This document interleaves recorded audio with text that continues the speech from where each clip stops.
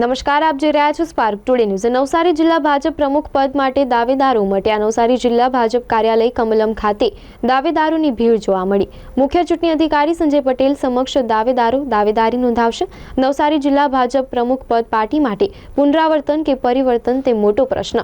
વર્તમાન પ્રમુખ ભૂરાલાલ શાહ પુનરાવર્તન માટે પ્રબળ દાવેદાર અને વર્તમાન ઉપપ્રમુખ પણ પ્રમુખ પદની હોડમાં। દબંગ ધારાસભ્ય આરસી પટેલ પણ પ્રમુખ પદના પ્રબળ દાવેદાર।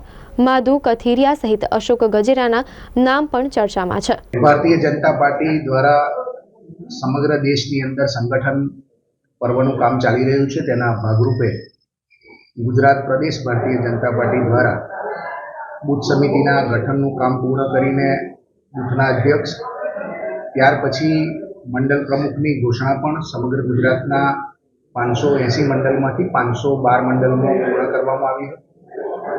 નવસારીમાં પણ તમામ મંડળોમાં મંડળ પ્રમુખની નિમણૂક કરવામાં આવી છે। ત્યારબાદ આજરોજ જિલ્લા મહાનગરના અધ્યક્ષ માટે જેને પણ દાવેદારી કરવી હોય એના ફોર્મ સ્વીકારવાનું કામ અત્યારે ચાલે છે।